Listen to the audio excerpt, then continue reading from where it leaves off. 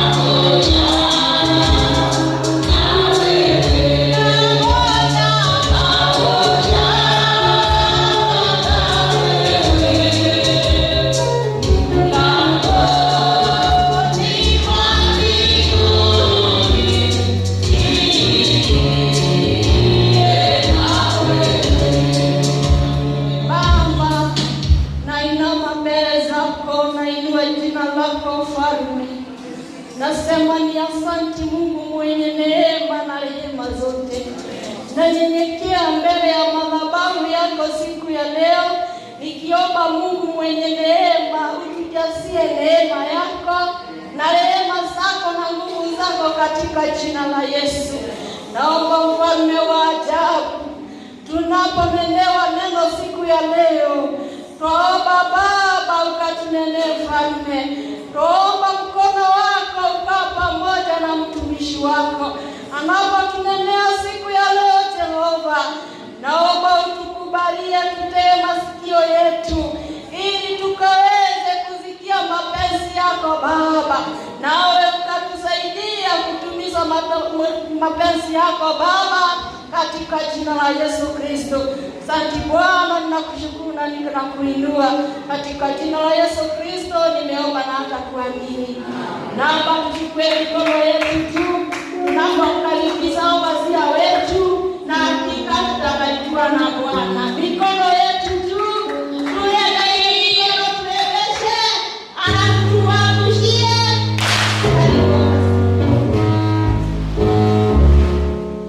Amen, amen. Haleluya. Bwana Yesu asifiwe. Nitengeneze tu kabisa tu kidogo. Nashukuru Bwana. Sasa hiyo mwenzako mwambie karibu tena katika ibada. Mwambie nakupenda. Weka leo kidogo tu mbele ikote. Mwambie uko mahali pamefaa. Na tumekukaribisha tena na tena. You can take a seat. Amen. Hapo ndo sawa. Asante. Kuna hivyo tunaimba tukiwa kwaya kule PCA. Ilikuwa inaimba ninonete wendo mwema ureto te ugebe wavudo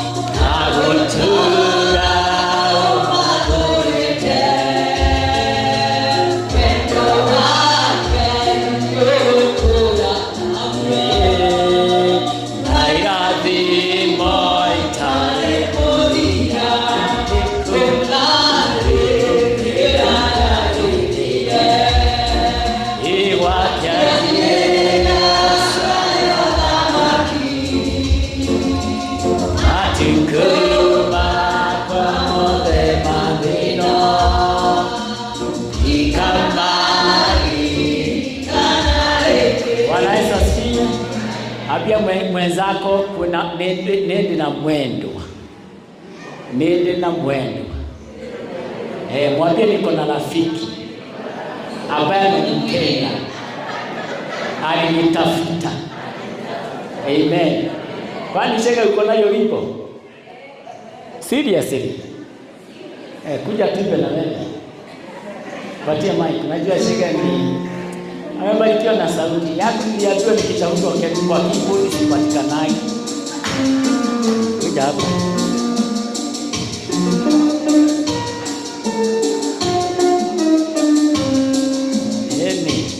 Ninyonete wendo munema ureitonete ugibere wa mundu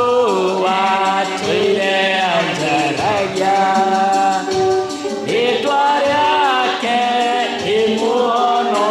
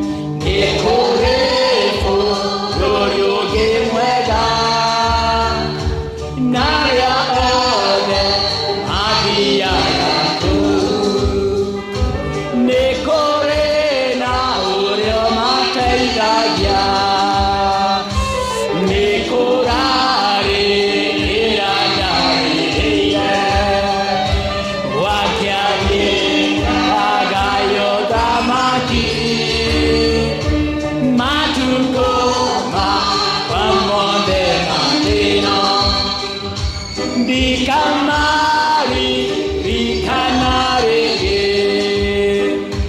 Koreanera, Diendire, Kaja, Kaotana, Eka Kinyakwa, Divataire, Negosierwa, Roa, Gainia, Giganete.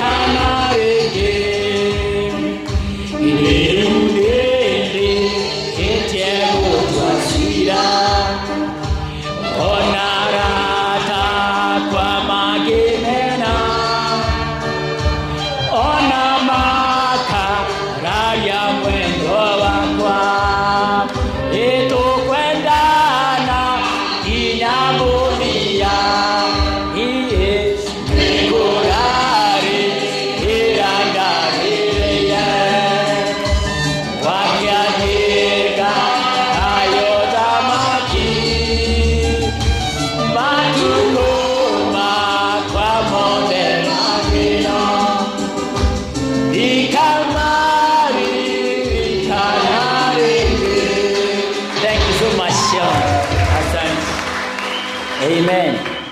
Leo ni mwema na tuthondeke kwaya. Si Mungu ni mwema. Ya kwamba tuko na rafiki habari tutafuta na huyu ni Bwana Yesu. Praise God. Na sasa mambo mengi ashayafanya, sasa tunasonga mbele. Na asubuhi kikwisha tutaenda kwake. Amen. Uliza mwenzako kama bado uko na tumaini. Amen. Ama inapotea inakuwa on and off. Today I'm there, tomorrow siko. Amen. Sasa nimekuwa nikiongea habari ya kazi kubwa Yesu alifanya. Na where we are now. Na ndiposa tukienda kule nje tuambie wengine the situation vile mambo hivi. Na ndiposa kusiwe na mtu anasema nasikia siko mahali pamefaa, ama mtu anasikia kwamba I am not worthy. Ile kazi Yesu achafanya, it was done before you believed. Before uamue kuokoka, ulikuwa ushaondolewa dhambi. Amen. Sasa leo nimesikia sana hakuna mikutano. Kwa hivyo tuko na wakati mzuri. Leo nataka niwapatie maneno mingi mzuri, mkule mchipe ginya mwegere. Nataka mchipe mpaka mtoe tupo ya neno ya Bwana. Mkienda kule nje mpate ya kutumia na akiba na kupea wengine. Praise God. Na sada ile nyingine kikuja, nataka watu wote wajiandae, tutakuwa na mesa ya Bwana hapa. Praise God. Na baada ya hiyo nitaomba ruhusa sasa. Mhubiri na my wife sasa watakuwa hapo wengine na watu wa ushirika, maushirika ipewe na vikundi, na mimi nitembee makanisa mengine tukisaidiana na wachungaji wengine. Praise Jesus. Na nikikwambia tunaenda, wewe unakubali tu tunaenda. Amen. Na ukienda doashi hivyo. Amen. Sasa tulikuwa tumesoma Romans 6 mstari wa 18 na 19. Na tukaona hapo Mungu aliamua kutuondolea kesi na tukawa free. Praise God. Na tukaona ya kwamba zamani tulikuwa prisoners of sin. Tulikuwa mahabusu. Wamefungwa jela ya dhambi. Lakini Yesu akakuja, akatuokoa. Akatufungulia milango yote ya gereza, tukaambiwa you can walk freely. Praise God. Na wakati mtu amesurrender, wakati tunasema I surrender unto God. Kuna hivyo tulikuwa tunaimba tukiwa kwa PCA. I surrender, gweneana. Yani ukijeneana kabisa, you become a free person. Ya kwamba aliyefungua milango ya gereza acha kufungulia. Wewe kazi yako ni kutoka gereza kuinuka na kutoka nje na kuenda. Amen. Na kwamba tumefanyiwa watu hori. Tuliamure, we have been sanctified. Tumetherio, nitutheretio, tumetakaswa. Na nikapeana mifano ya utakaso, vitu ambavyo vimewekwa aside kwa kazi ya Mungu. Imagine vile tunaweka wakifu pulpit kama hii, tunaweka wakifu maua kama hii, tunaweka wakifu vikombe vya meza ya Bwana. Hivyo ndivyo na wewe umewekwa wakfu na Yesu Kristo, ya kwamba you are set apart kama mtoto wa Mungu. Kwa hivyo shetani hana ruhusa ya kuja kukushika unless apewe ruhusa na mwenye wewe. Praise Jesus. Na umetengwa katika hii salvation, na ni vizuri kuendelea kuomba Mungu ya kwamba atusaidie tujue mambo haya imefanyika. Kesi umeondolewa. You have no case to answer. Number 2, umewekwa wakfu. Wewe umetakaswa na umekuwa set apart. Petro akasema you are a special people, special generation, peculiar people, children of God. Amen. Leo mutisha na cia daimono, na mutisha na cia wehia, na mutisha na cia kirumi. Nyinyi ni watu kubarikiwa. Sema nimebarikiwa. Kuna wimbo inaimba na Kiingereza hivi kama Susan anaujua, unasema I am no longer a slave to sin. I am a child of God. Ya kwamba mimi si mtumwa wa dhambi, nishafanyika mtoto wa Mungu. Na ni vema ujue hivyo. Praise Jesus. Amen. Na tukaona wakati tunaongea habari ya sanctification ni kuweka watu wakfu. Mungu amesema nitegee hawa watu kwa hii kazi yangu. Praise God. Nitegee hawa watu. Umetegwa kwa ajili ya kazi ya Mungu. Na kazi ya Mungu nikasema lazima tuifanye. Na ile kazi kubwa Yesu alisema hapa duniani akienda, alisema enendeni. Fanya ni nini? Ambia watoto wote waingie ndani waketi. Enendeni, muende wapi? The whole world. Duniani kote. Mfanye nini? Teach and make. Mfanye watu kuwa wafuasi wangu, na mfanye watu waelewe mambo ambayo nimefundisha. Praise Jesus. Uliza mwenzako kama bado unasonga. Muulize kama una gongo. Hayuko hivi. Muulize kama una gongo. Menesa Margaret, ujue tulisema ushirika moja utengwe katikati ya mwezi. Mnafanya gogo hapo. Mnaambia watu habari ya ndio kana kurathi uguo. Gogo ni majathekagira na Ngai yake marathimari. Hallelujah, tumwambie Bwana. Mkigogo tumwambie Bwana asanti. Na tukasema hapa kumeandikwa be you holy for I am holy. Lazima tuangalie jina la Bwana na leto la Ngai tuligerere itheru. Praise Jesus. Na njia moja sisi kufanya jina la Mungu wetu takatifu ni sisi tunatumika kuisafisha. Praise God. Vile mliamuka asubuhi kila mtu ameoga, mlichukua maji mkaweka iwe warm. Wale hawana shawa kama mimi. Mkatumia bucket mkaoga. Mkanunua sabuni mkaweka, mkaoga. Mafuta mkajipaka. Everybody here anakaa meng'ara. You are so clean. Sasa hiyo cleanness uko naye ni kitu Mungu anapenda. Kila mtu hapa ako sawa. Praise God. Wewe mmoja unaona nage kwa kuna mtu akona uchafu karibu na wewe. Angalia hata vile viatu vimeng'aa. The way mnajifanya hivyo na unatia bidii kujitakasa na kuoga wewe uwe msafi. Naye Mungu anataka uweke jina lake likiwa very holy before people, before nations, before watu wote. Na njia gani? Tukasema sanctification. Unaweka tabia ya Mungu hapo. Ni mtu wa kutura wega. Amen. Praise God. Vile unaishi na watu wengine, unatakasa ama unaonyeshana the name of my God is holy. Praise God.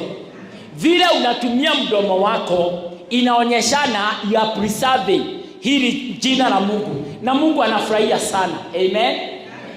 Na pia tukaona ni mambo na vile umeamua style yako ya maisha, na pia tukaona hiyo sanctification gudherio sio kitu kinafanyika siku moja kinaisha, ni process. Ni nini? Ni process. Na hii process ilikuwa kwa mpaka kitabu, na ndiposa mahali pengine proverb inasema mundu wa Ngai no agwe maita mugwanja no agokira, ya kwamba mwenye haki aweza teleza mara 7 lakini atafanya nini? Atasimama. Na niliwapatia mfano mwingine. Siku moja tulikuwa na kiongozi wa church na alikuwa anafanya kazi nyingi kusaidia pastor wetu. Mimi siku hizo nilikuwa tu kijana mdogo, lakini nilikuwa nafundisha Sunday school, lakini yeye ndiye alikuwa chairman kama Chege. Lakini alikuwa anafanya kazi kwa forest, kulinda wanyama wasikule ile chakula ya forest. Si mnajua forest haulali. Sasa inabidi oliere, sababu wanyama wa forest hawakuji mchana kukula, wanaingia usiku, na wewe mchana ndio unafanya kazi. So ilibidi masaa mengi anajipeana kwa kutolala.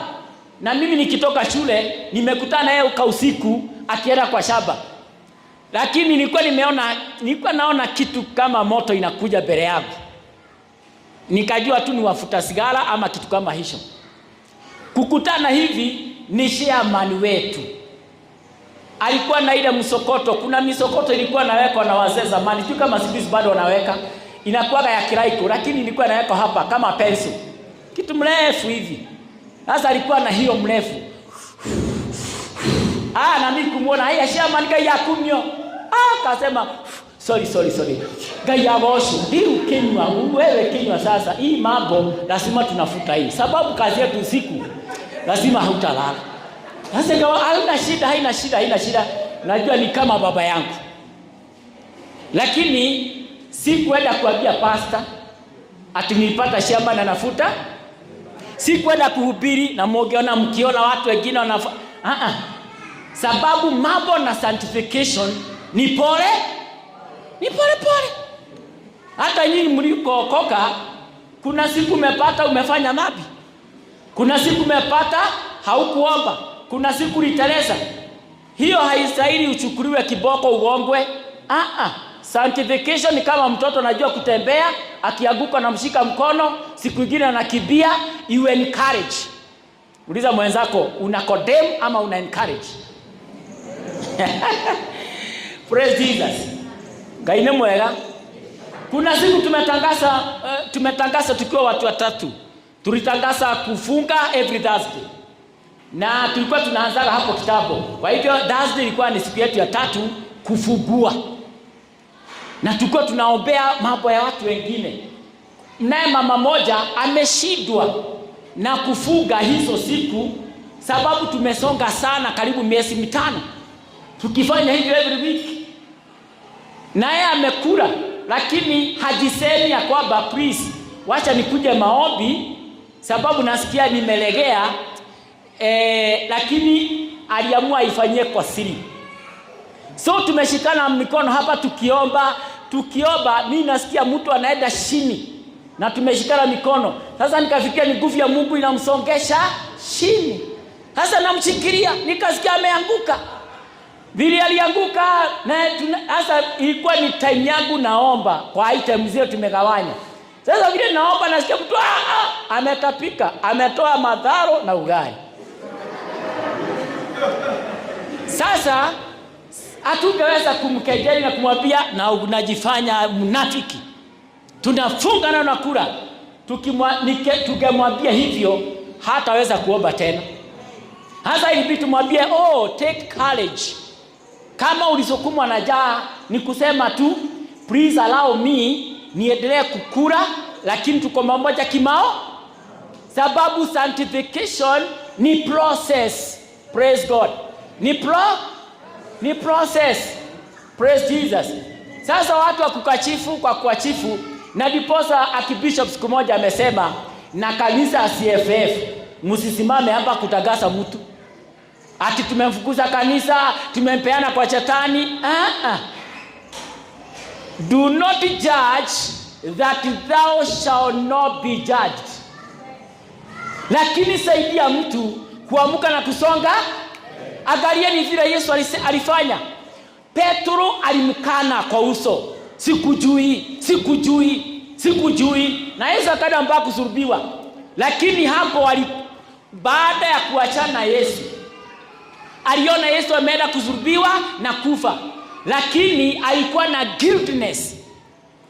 Namuona kwa msalaba, lakini nilimkana mara 3. Alikuwa na guiltiness sana. Hiyo guiltiness ilimpeleka mpaka siku moja amesema hapana, tukafue samaki. Guiltiness ilikuwa imemkura sana Petro. Sana. Sababu alikuwa na Yesu hapa kwa hapa, mpaka alikuwa amemwambia ukifa tutakufa pamoja. Nitakuwa na wewe, sitakuachilia, lakini alimwachilia. Lakini Yesu hakuna wakati alimwambia, silikuwa umeniambia utakuwa na mimi, mbona ulinikana? What he did, alikuja baada ya kufa na kufufuka, alitafuta Petro sana na alimpata kwa mashua akifua samaki. Wakati alikuwa akiongea na yeye alimwambia nini? Hakumkumbusha. Ninalikana unaangalete. Hakusema hivyo. Alimwambia Petro, unanipenda? Akamwambia ndio, chunga kondoo wangu. Petro, unanipenda? Ndio. Petro, lisha kondoo wangu. Praise God. Mwisho akamwambia, funguo za mbinguni nimekupa wewe, na juu yako nitajenga kanisa. Unashida injili yake. Guiltiness yote ikaangu. Na kama Yesu angemwambia, silikuwa mpaka na panga, silikata mtu sikio, alafu naniesha pale, Petro angekwisha amalizike. Lakini sababu ya kuinua na Yesu na mkono hivi, aliandika 1 Peter na 2 Peter. Praise God. Na siku ya Pentecost akahubiri zaidi ya watu 3,000 wakaokoka. Ambia mwenzako usiwe watu. Umetakaswa ufanye wengine watakasike kupitia maneno na matendo, and how you relate with other people. Amen. God is good all the time.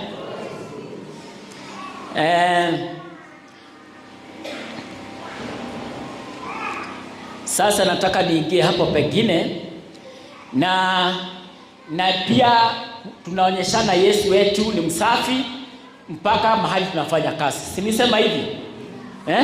Wala wako na biashara huku, lazima uwe very honest kwa business yako. Sisi tunafanya business tofauti na watu wengine. Amen. Lazima mpaka customer anasema na duka ya nani kuna kuwa na Mungu mwingi. Kuna kuwa na Mungu mwingi. Hawezi nunua uga, unanunua 50, unakuja kuuzia watu 150. That is a abnormal profit. Lazima ujali watu wengine. Amen. Wewe kula kiasi ndio nasikia hapa iko na Mungu. Ile profit iko na Mungu. Iko na Mungu.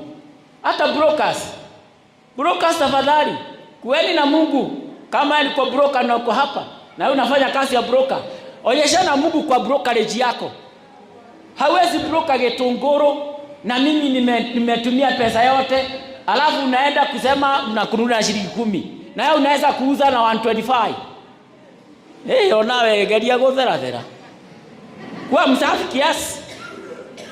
Huwezi kuja kubroka ng'ombe yangu sababu najua sina time ya kutafuta mnunuzi, alafu ng'ombe yangu unaninunulia 45,000.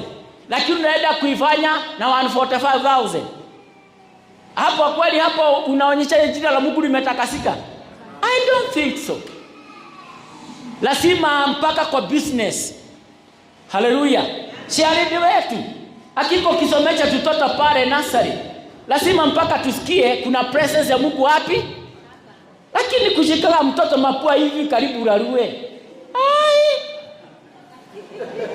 Mimi mwalimu wangu siku moja amenishika na ni hesabu nimepata right. Lakini mtoto mwingine amepewa right, lakini yangu ni wrong. Na mimi nikilinganisha answers ni the same. Nikamlepelekea nikamwambia hapana mwalimu, umepatia James right, mimi yangu meka wrong. Aki vile ni challenge. Ndari vile. Hivyo baada ya kuchukua kalamu afanye correct, aliweka kalamu chini, akafikia pua yangu, vile alinivuta hivi, akanichapa kwa vipande hii na kunitemea mate bila watu wote mpaka sana. Kumbe walikuwa na urafiki na huyu mtoto na watu. Sasa wacha niseme hivyo, lakini mahali mko tuonyeshane usafi kupitia kazi ze, hata vile nalima kwa shamba. Praise God. Nimepea mtu mmoja amepewa kazi na my brother abebe vitu vya workshop, na mimi nimeambiwa nimpeleke. Ako na puda zake 2. Tukiwa kwa gari ya puda, niliona amechomoa chuma ile inakaa kama crowbar talipo. Hiyo ndio naoga puda naye. Gari, mimi nilijao na stress kuenda na anagoga puda na chuma na vidoda vile iko, hata haweki dawa. Na nikimwongelesha alikuwa ananiongea vibaya sana na kuniita ile jina mnajua. Sasa hapo puda akiongea kweli kama yule wa Balaam, atasema kuna usafi hapa. Uliza mwenzako unakaa aje home. Lazima hata nyumba zetu sionekane kuna Mungu mwingi. Praise God. Sasa kama huyu bibi yangu kila usiku anamwambia nego na kile maha pasta ni agunyire hapa, alinishuna, mnaona hapa alinichoma. Sasa hapo atasema kuna Mungu nyumbani kwetu. No. Ethical living inaonyeshana tule tumekuwa adumadheretio. Uga amen. Praise Jesus. Na diposa tuna participate. Njia zingine za kufanya uendelee kutakasika ni vile tuna celebrate mesa ya Bwana, vile tuna celebrate Christmas, vile tuna celebrate Easter holiday. Sisi lazima tupatiane time kwa hizo festivals. Bona Wayahudi walikuwa wanafanya mambo ya Passover, ni wakikumbuka Mungu wao, wanakaa wamejitega. Sabato ikifika wanajitega, wanaifanya a very special day. Sababu hizo vitu zinatusaidia kutakasika. Baptism the same. Na diposa viongozi wa ushirika, muisage kila mshirika kwa ushirika, umebatizwa. Wahimiseni sana wakubali kubatizwa. Na mimi mkiniambia nibatize hata mtu mmoja, tutaenda tu after service tukambatize. Sababu that one inakufanya pia uendelee kushikilia utakaso. Praise God. Tukienda kupokea mwili wa Kristo mezani kwake, vile jiandae. Don't just miss. Inakusaidia kutakasika. Praise God. Mpaka siku yafikiane. Amen. Wakati una praise God, wakati unajipeana kama vile Pastor Fred kusema, wacha wimbo itoke ndani ya roho, ndani ya tumbo huko. Yaani inatembelea mpaka kwa akili na kutoka hivi. Hiyo inakusaidia kutakasika. You just praise God. You just praise him. Kama Daudi alichezea Mungu, amchezee nguo zikianguka hapo anajua. Si kwamba alikuwa ushi akajua zinatoka. Ni vile alikuwa anajipeana kupraise Mungu. Bwana Yesu asifiwe. Mimi napenda mama Duati sana. Ako na miaka mingi kuliko mimi. Lakini vile naiba kwaya hapa. Hey. Shakerega imotheri. Bwana Yesu asifiwe. Unaiba yani kutoka kwa moyo. Hallelujah. Wakati unaenda kuomba, omba as if you are addressing God na Mungu yuko hapo. Inakusaidia kutakasika. Hallelujah. Wakati unaenda funga na ulilia Mungu wako. Jipe time ya kuongea na huyu Mungu. Inakusaidia kutakasika. Hallelujah. Amen. Na hiyo inakusaidia pia kuconnect na Mungu vizuri, na Mungu anafurahia sana. Sasa mnikubalie niweke hiyo chini kwa chini, hiyo chini Kemani weke music mzuri hapo. Ya chini kwa chini worship. Sasa tuingie katika hiyo Romans 6 verse number 20.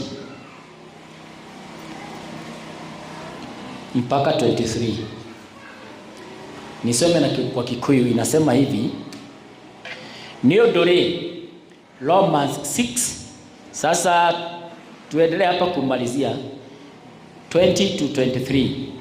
Niodore hĩndĩ ĩrĩa mwarĩ ngombo cia wĩhia mũtiarĩ na ũhoro wa ũthingu ona hanini. Hĩndĩ ĩyo mwakĩonaga maciaro marĩkũ harĩ maũndũ macio matũmaga mũconoke rĩu? Amu marigĩrĩrio ma maũndũ macio nĩ gĩkuũ. No rĩu tondũ mũkĩrĩ ohore, sema kuohorwo, mũkoima ũkombo-inĩ wa wĩhia mũgatuĩka ndungata cia Ngai rĩ, nĩ mũrĩ na maciaro manyu harĩ ũhoro ũcio wa kwamũrwo mũgĩtheragio na marigĩrĩrio maguo nĩ muoyo wa tene na tene. Nĩ gũtuĩka mũcara wa wĩhia nĩ gĩkuũ, no kĩheo kĩrĩa Ngai aheanaga kiumanĩte na wega wake nĩ muoyo wa tene na tene ũrĩa wĩ thĩinĩ wa Kristo Jesu Mwathani witũ. Praise Jesus. Hallelujah. Pastor Frederick siku moja utatoka Kikuyu. Siku moja nimeenda kufanya interpretation kwa mtu amesimama kuhubiri kesha, lakini ameanza na Kiingereza mara moja. Sasa nikaitwa na pastor akaniambia haraka enda ufanye interpretation. Mimi nafanya interpretation ya huyu mtu alikuwa anaitwa Mureithi ni Mumeru. Nikafanya interpretation a whole service. Alienda karibu 2 hours usiku. Kuketi akaniambia, my brother, nimesuka na Mungu. Hii ni service yangu ya kwanza kuongea Kiingereza na mimi nilifika class 2. Sijui kwa nini kiliingia na aliongea Kiingereza ile mpaka mimi namuuliza that one. Na hapo amepita class, alianoitiwa na English kwa service. Mpaka nikaambia Mungu asante. Na mimi nikaambiwa nimeinterpret vizuri sana. And that is why I like interpreting.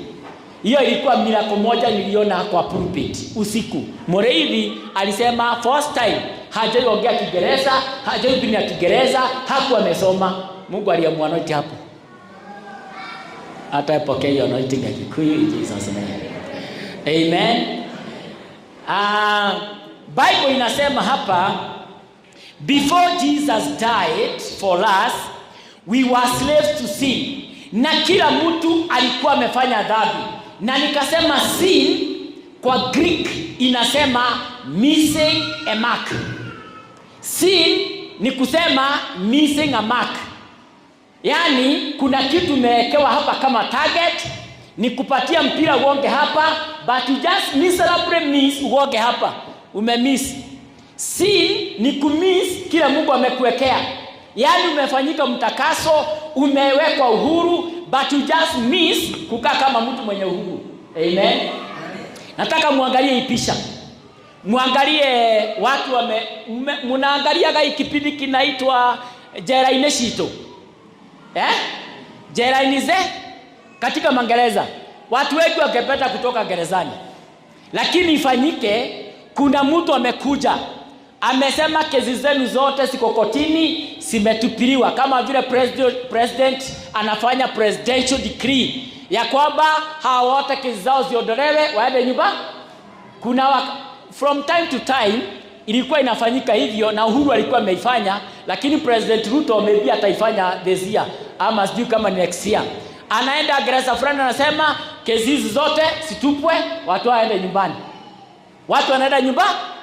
Sasa uangalie mtu ambaye ametamani, anejua amefungwa, amekaa jela hakuna starehe, hakuna mamlaka huko unakaa mtumwa. Akuje tu afungue milango wazi. Aseme everybody, nyinyi mahabusu wote, nimeweka milango wazi. You can walk and go home. Wengine watoke waende, lakini upate moja amekaa wapi?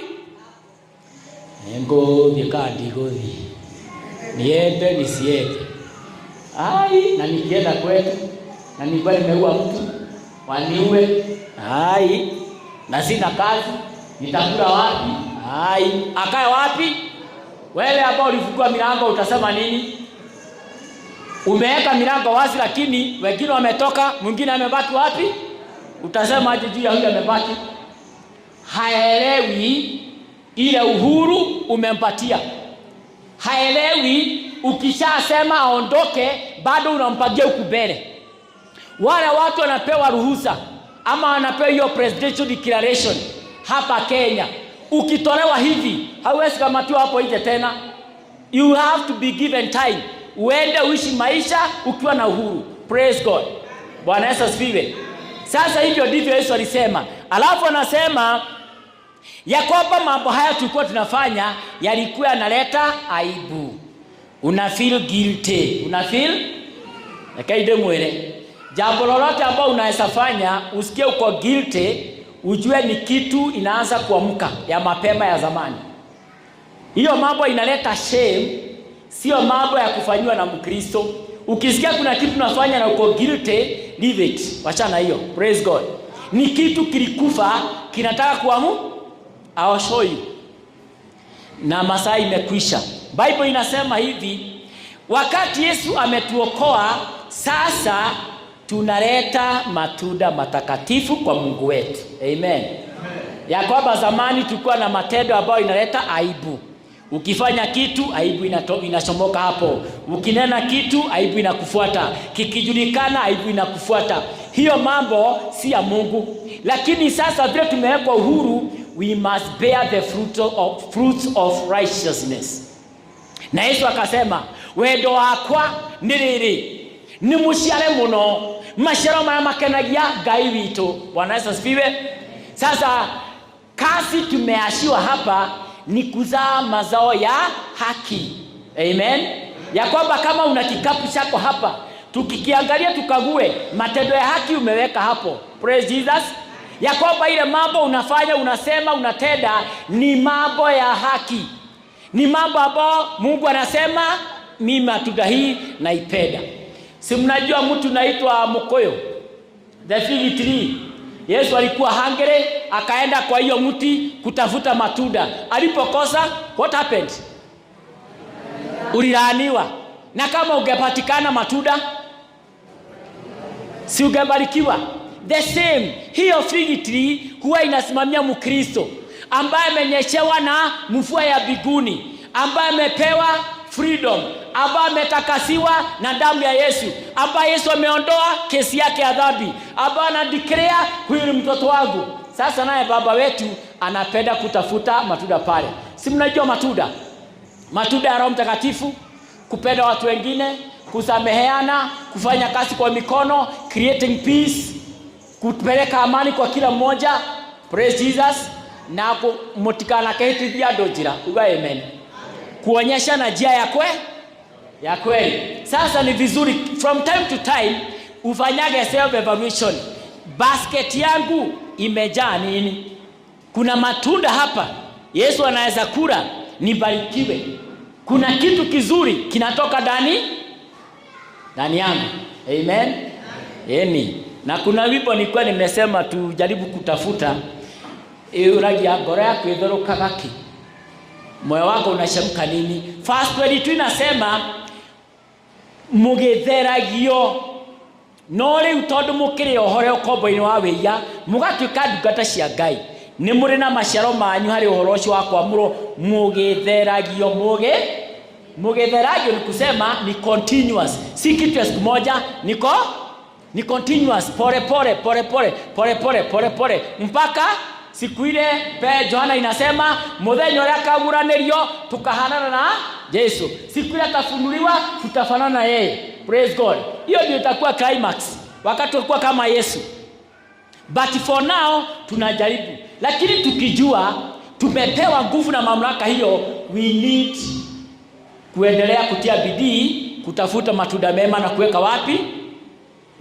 Kuweka kwa basket yangu. Kuna wimbo tulipiwa na kwaya hapa inasema juu ya matunda. Sijui zaeni matunda mema. Sijui kwaya wanaibaga wimbo hiyo namna gani, lakini wanasema zaa matunda mema, na hiyo matunda utafurahia tu, utaivunia. Alafu inasema hivi, vile tunakaa kwa Yesu hivyo ndivyo tunaendelea kuzaa sana. Na ndiposa ningehimiza, sijui yule kijana alikuwa amekuja hapa chacha ameenda wapi? That was a great step. Ya huyo mtu kutoka mahali anakaa stage kuingia wapi? Hiyo ni njia ya kutafuta ufalme. Praise God. Huyo ni mgeni wa heshima. Tungemkaribisha vizuri, na nisema watu kama hawa wakikuja mara moja na alikuwa na kikombe ya maji, lakini mnaweka sukari mingi. Kikombe moja mnaweka sukari kama vijiko 5-6. Akiingia nape, akikunywa tu anaambia ile maji ya pasta. Akikaa hapa atakuwa sober. And then ijiri ingia na aliyemleta hapa ni nani? That is the work of the Holy Spirit. Praise God. Hakuna mtu alimchukua kwa stage, lakini aliingia mpaka wapi? Huyo ni mtu anatafutwa na Mungu. Na kama kuna rafiki yake, mpatie hiyo maneno ya Yesu. Huyo ni mtu anafutafutwa. Na kama Yesu anaweza kukutumia, ukubali kutumika, umvutavute, huyo ni mtoto wa kifalme. Hata yeye dhambi yake ishaondolewa. Kile kimebaki ni kukubali na kusarenda kwa Yesu. Amen. Na kazi yetu tumeachiwa sisi ni kama hao. Tuambie, igeni nyumba ya Bwana. Nidakenire rĩrĩa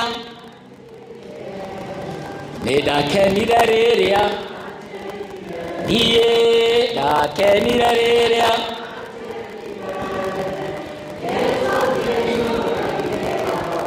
wakati tumeingia kwa Yesu.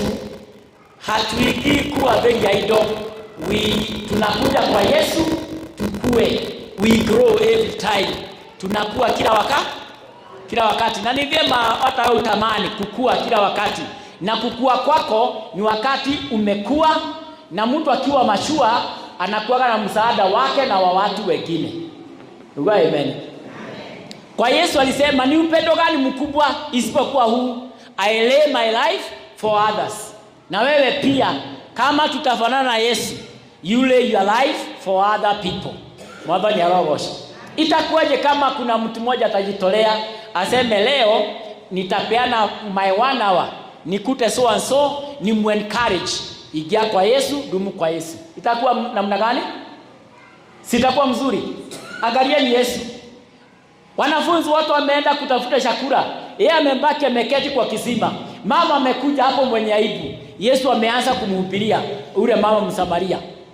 Alimhubiria, akamhubiria na akabadilisha maisha yake. Praise God. Buliza mwenzako, have you ever given yourself time kwa watu wengine? Muulize, ushaipeana maisha yako kwa ajili ya mtu mwingine? Amen. Bwana Yesu asifiwe. Siku moja kwa Gudaragwa tukiwa na mama. Tukiwa jioni tumeketi hapo, sande kama hii, tulisikia mlango umevishwa. Wale kuliingia mzee, bibi yake, sio kama kulikuwa na mtu mwingine. Walikuja akasema sisi ni wageni wenu leo na tumekuja kuwaletea hii habari njema. Yaani walijipeana whole time wakuje kwetu watuambie habari njema ya Yesu. Isipokuwa walikuwa wa 70 day. Sasa ni Wayahudi wanaoangalia sheria. Lakini walijitoa na wakajituma. Praise God. Na je sisi? Noje shiria tena my wife tuende kwa Minister Margaret, tumekuwa geni leo na tuko na habari njema, tukwambia habari ya Yesu. Furaha iliyoje. Praise God. Lakini tumekaa sana kuketi. When our neighbors are suffering, ambia mwenzako nitaamua nikiendelea. Praise God. Na ni vizuri kujua ya kwamba sisi si watu wenye dhambi. Sisi ni watu wa kufanya matendo ya haki. Na matendo ya haki. Na matendo ya haki inabidi tuifanye kila mahali. Na mpaka tuombee mpaka viongozi wetu. Kwa makanisa wakati mwingine haki inakosa. Tunapata viongozi wa kanisa wanafinya watu ambao wanawafuata. Hata hapa kuna wakati haki imekosa. Mpaka nikasimama hapa ilibidi nitagase hapa mimi mwenyewe. Ya kwamba mimi nikitaka kuongea na mtu situmanagi na kuita na kuambia. Sababu kuna mtu alikuwa amejifanya kiongozi wa kutembea kwa watu wa kumwambia, unajua Pastor Isaac alisema nini? Mimi nikaanza kuangalia nani alienda wapi, kupigia wawili, walipatia habari moja, si ulitumana. Si ulisema ginyagirigo ni mwadhani. Nikaambia hapana, mimi nikikuhitaji nitakupigia simu. Kumbe kuna watu ambao wananyima wengine haki yao. Hebu geukia mwenzako mwambie usininyime haki yangu, na mimi nitakupea haki yako. Bwana Yesu asifiwe. Na alikuwa ameambia mambo mabaya na naweka, lakini wale waliwaambia mimi sikuwaita mkutano. Nilijua ni weakness ya binadamu. Praise God. Sababu hata Yesu mwenyewe alipoambiwa unatumia nguvu ya shetani kufanya kazi zako, hakufanya hiyo kama mjadala. Yeye aliendelea na kazi mzuri. Na wakati mwingine mpaka mitume wanakuja na mwambia kuna watu wanahubiri hii neno lako, tukamwambia wasimame. Yesu akawaambia hapana, hata hao ni wewe. Na hata mkiangalia Yesu alikuwa na mwizi katikati ya wale 12. Si alikuwa hapo Judas? Kuna siku moja umesikia akisema huyu ni mwizi? Kuna siku umesikia akisema na huyu aondolewe kulete mwingine? Walisukumana mpaka alipojinyonga. Na baada ya kujinyonga, 1 Peter 3:18 inasema alipoenda kule alihubiria ile maroho yote, mpaka Judas alihubiria injili nzuri. Praise Jesus. Kwa hivyo ni vizuri kupeana haki ya kila mmoja. Inyue mwandikanaga, nyinyi mnaajiri watu, peeni wale mnaajiri haki yao. Praise God. Hakuna haja ya kufanyisha mtu kazi, unamfanyisha mpaka 6, mpaka saa 1, alafu mshahara ni ile ile tu. Wanaheanaga overtime. Unaonaje hapo? Praise God. Hallelujah. Ati unafanyisha mtu kazi na wakati wa lunch imefika, haumuite atoke lunch. Unamuita saa 8 wakati wanarudi pale. Akikula mwambia na wamanye nenda nyanya mwisho kewe. Na lunch yote amefanya kazi. Kama mko na ikarate, ambia mwenzako kuwa tajiri mzuri. Praise God. Na wale mnafanya kazi nyingi na mko mpaka na watoto, hata watoto wapewe haki yao. Hata nyinyi walimu kina Frederick, haki watoto wapewe haki yao. Mnapea haki yao? Sio kuambia mtoto aenda ushipe pale fagia uwanja mzima na wewe unafundisha hesabu hapa. Si afanye hiyo punishment wakati wa break time. Kengele kidogo rudi usome. Break time nyingine ndio na punishment. Mbona anyimwe haki ya kusoma? Na nyinyi head teachers pia mnafukuza watoto kwa sababu ya pesa ya lunch. Si mwambie bebe lunch na mkebe. Kama hiyo pesa hapatikani, hiyo pesa unamfukuzia lunch. Niliuliza mzazi mwingine, pesa ya lunch na kusoma si ni vitu mbili tofauti? Si mwambie aje class asome, lunch ikifika wewe enda kwa kule hewa pale. Ama uende nyumbani for 1 hour, alafu saa 8 ufike wapi? Mbona mtoto anyimwe haki ya masomo sababu ya lunch? Mimi nakumbuka lunch wakati mwingine tulikuwa tunapeaga 1 hour, you run home and come. Hata tukijua hakuna kitu ndio kukula nyumbani, tunakimbia tu home. Unaenda kwa shamba, mleolea ile potato vine iko na gwashe, unang'oa moja, unarudi kikula. Kama hakuna unakunywa maji, angalau watu wajue you went home na umerudi. Na tukasoma. Haki iko wapi? Praise God. Tumeitwa sisi ni slaves of righteousness. Sisi ni watu wa kupeana haki. Haki iko wapi? Bwana Yesu asifiwe. Kuajiriwa kwa kazi. Hey, niye kaini yako tutaidia. Aki wewe ni Mkristo lakini umepewa cheo, uajiri watu kazi lakini unanyima haki yao. I don't think that one is right. Mnaonaje hapo? Kuna mtu hapa achainyimwa haki yake? Unasema mingi. Hata wamama wakati mwingine hawapewi haki kwa nyumba. Especially mothers wananyimwa haki. Happy Mother's Day.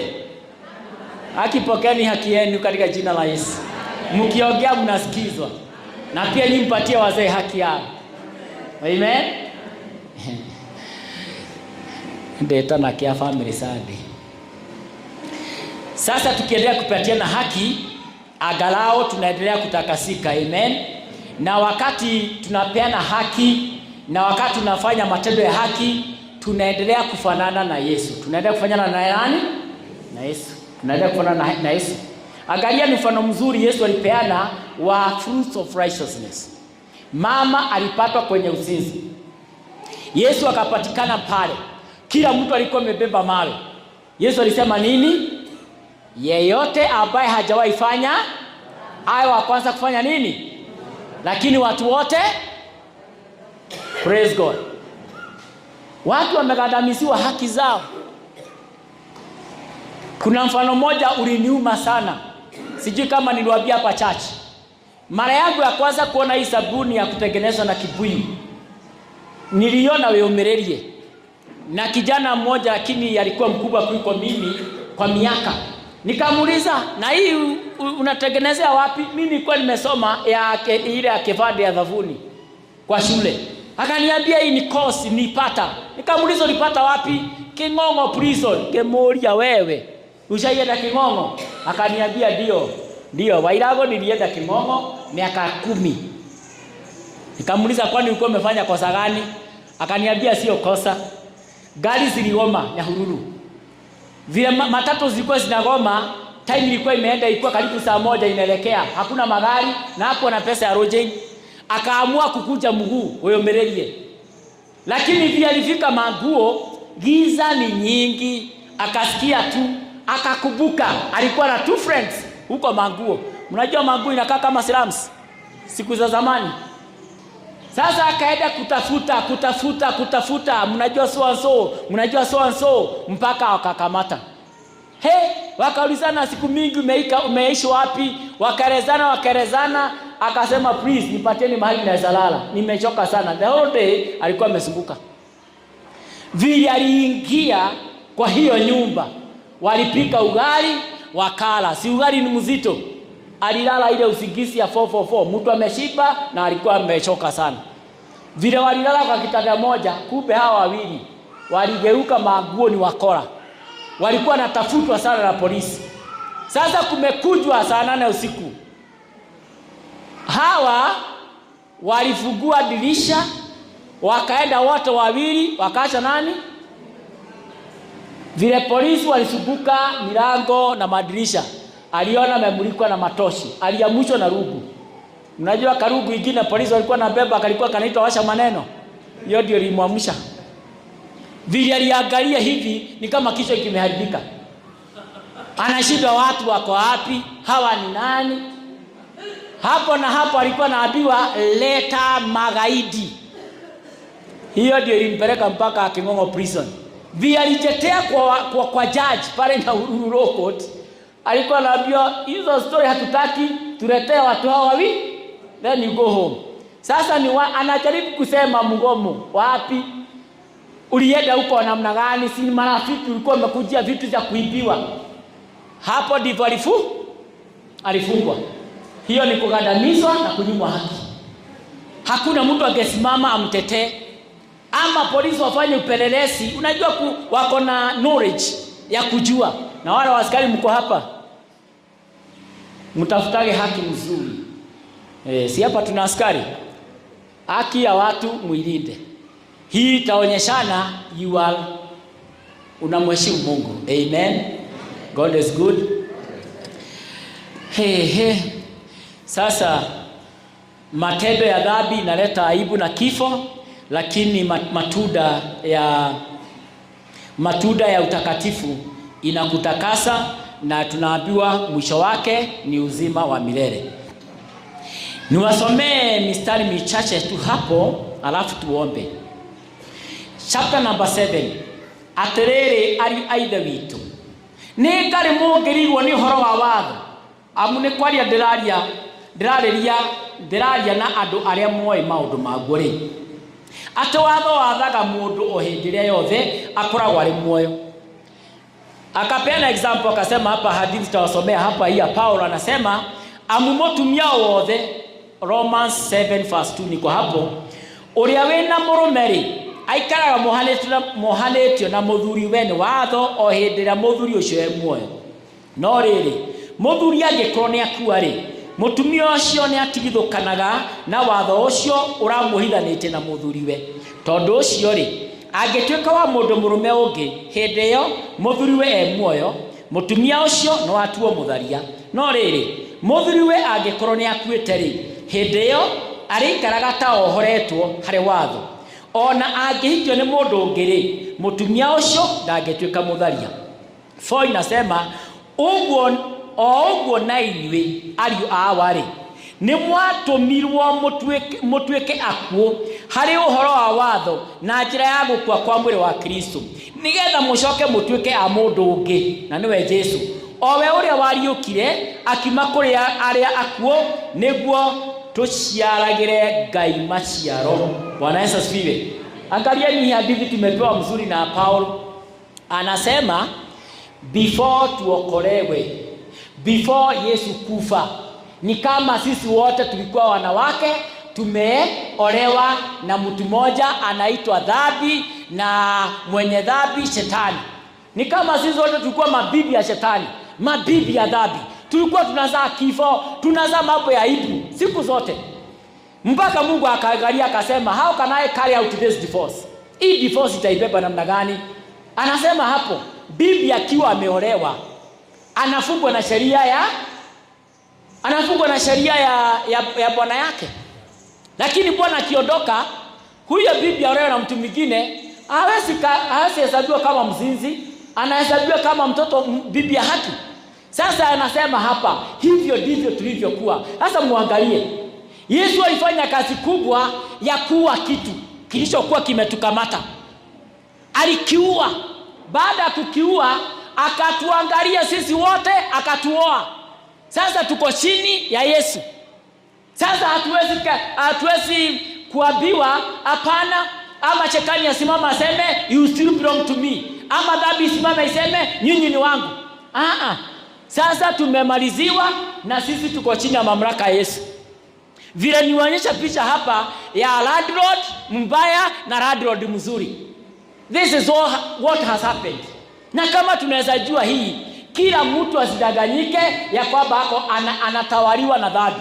We should be led by the Lord Jesus. Ati ya kwamba ametuposa tukawa ni wake, diposa tuletee Mungu mazao. Tucharie Ngai maciaro. Bwana Yesu atukuzwe.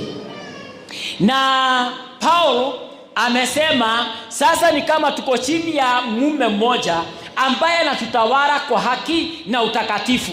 Na huyu husband hatufinyi, anatusaidia tupate haki yetu na tupate baraka yetu. Ana correct mambo ile ni mabaya, anaweka mambo mazuri. Ameshinda kifo, ametupatia uhai wa milele. Na kila mtu basi amchague huyu awe bwana yake. Na watu wa nyimbo wanaimba, gotire mundu rumiokerete mwathi Jesu, gotire mundu rumiokerete. Mjaisikia hiyo hivyo ya kwamba sasa ndiye ametua sisi wote, na sisi wote tunasema hivyo tunahikiaga turume. Abia hiyo mwingine, wewe ni biharusi wa Bwana Yesu. Mpaka wanaume biharusi wanani? Wa Bwana Yesu. Mpaka wanawake biharusi wanani?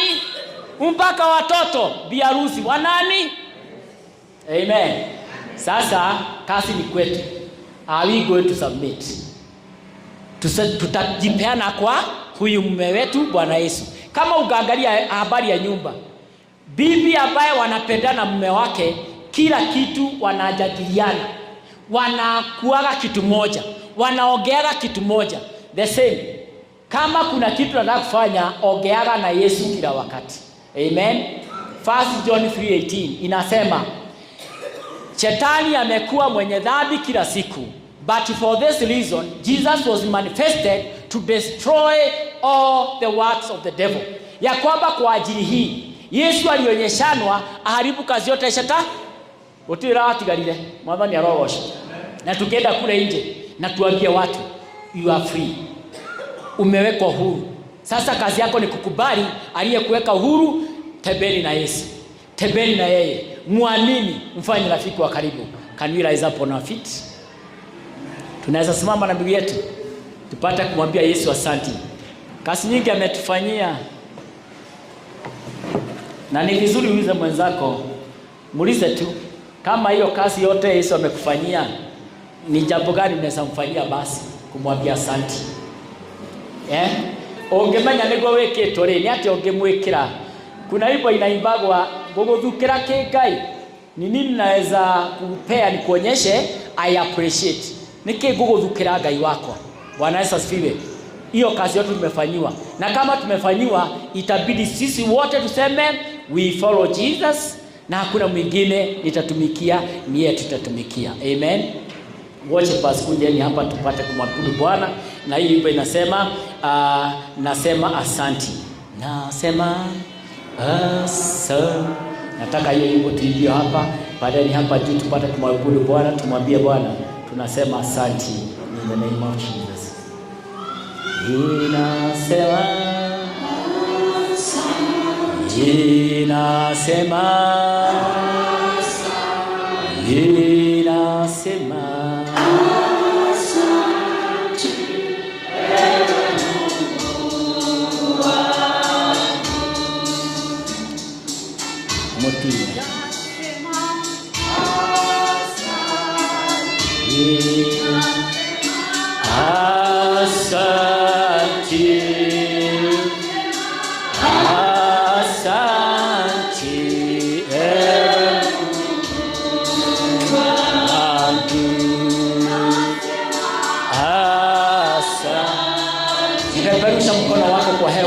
Bwana asante.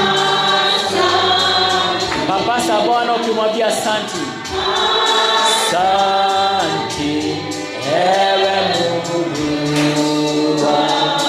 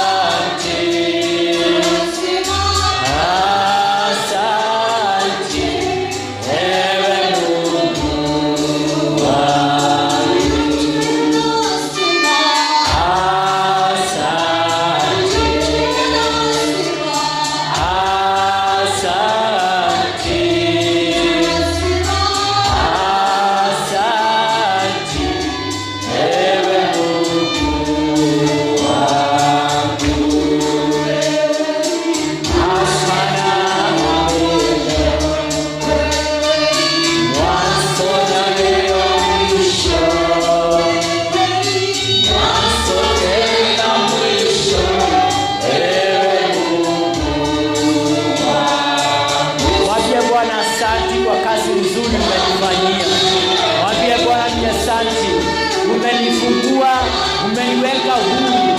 Mimi sio mtumwa wa dhambi. Mwambie Bwana asante. Ningetaka Baba uzinduliwe na utukuzwe katika maisha yangu. Mwambie Bwana ni asante. Umenifanyia kazi nyingi. Umenikomboa, umenijenga, umenipa nguvu na uwezo mwingi. Nakwambia asante Yesu. Nasema asante Yesu. Umenitafuta nimepatikana. Mwambie Bwana asante. In the name of Jesus. Mwambie Bwana asante. Mwambie Bwana asante. Mwambie Bwana asante kwa kazi nzuri umenifanyia mimi. Umenifanyia kwa mwili wangu. Umenifanyia kwa roho yangu. Umenifanyia kwa kazi ya mikono yangu. Mwambie Bwana ni asante. Nilikuwa nimepotea, ukaniokoa. Nilikuwa nimefungwa, ukanifungulia. Mwambie Bwana asante. In the name of Jesus. Hakuna kama wewe Yesu. Mungu kama wewe. Ewe Mungu. Mungu kama wewe. Mungu kama wewe. Mungu kama wewe. Ewe Mungu.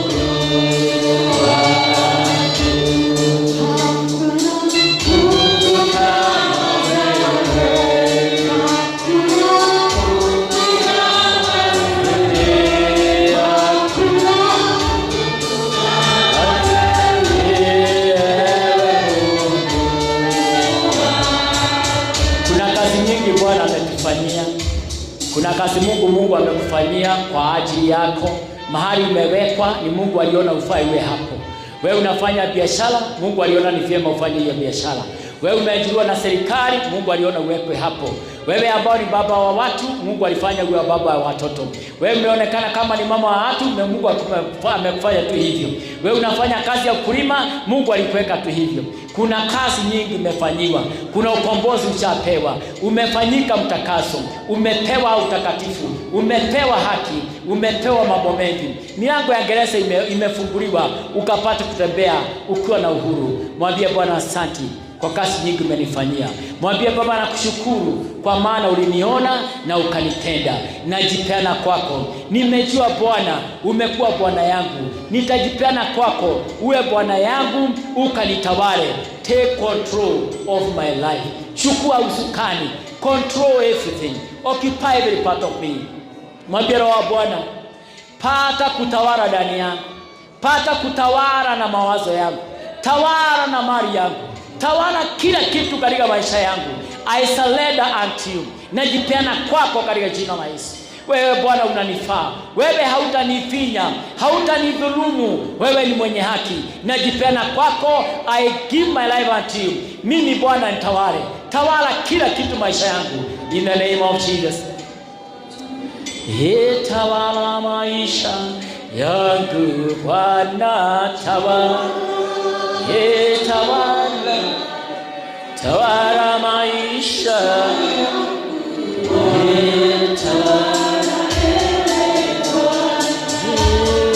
tawala maisha,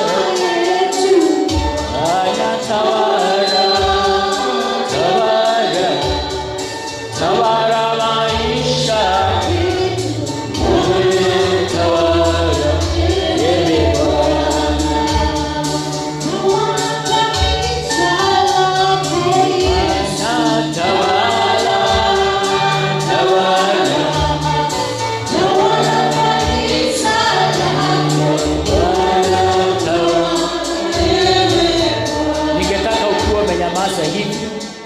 nataka ukinamisha uso wako. Kuna picha nataka uiangalie, uitazame. Mbele yako uone uko na kikapu. Mbele yako uangalie uko na kikapu. Ni kikapu ambacho kinakaa kama mti ambao unazaa sana. Mahali Yesu anakuja kutafuta kitu ama tunda ya kukula. Uangalie mbele yako kama kuna kikapu chako. Kuna kitu Mungu Yesu anaweza chukua aseme na hao mti umezaa tunda ambalo nimelitamani kwa siku nyingi. Alipate kwa kikapu chako. Uangalie mbele ya kikapu chako ni nini matunda mengi ambayo umeweka hapo. Ni matunda mazuri ama ni matunda inaweza kuwa ni poison kwa watu wengine.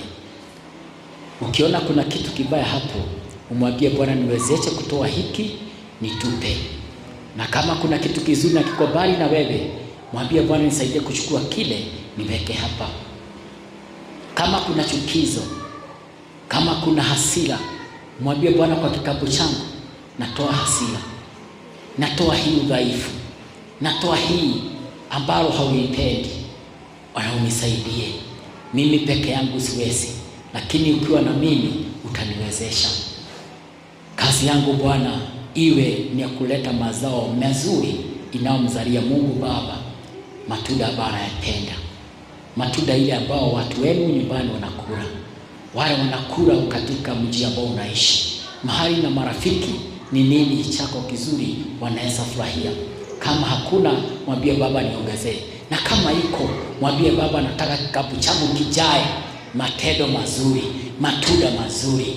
Utembeapo upate kitu, nani nipate kubarikiwa siku zangu zote. Unibariki na uzao wangu, ukanibariki na wazazi wangu, ukanibariki na marafiki, ukanibariki popote niendapo. In the name of Jesus. Fungua kinywa chako, mwambie Bwana, ninakushukuru kwa matendo haya mazuri ambayo umeniwezesha kufanya. Baba, ninakushukuru kwa haya ambayo ni mabaya, uniondolee kabisa. Nipe nguvu, uniwezeshe in the name of Jesus. Tawala maisha yangu Bwana, tawala, tawala, tawala maisha yangu Bwana. Tawala matendo yangu Bwana, tawala matendo yangu Bwana, tawala mienendo yangu Bwana, tawala mienendo yangu Bwana,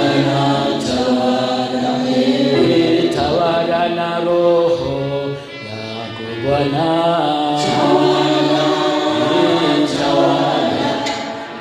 tawala na roho yangu Bwana,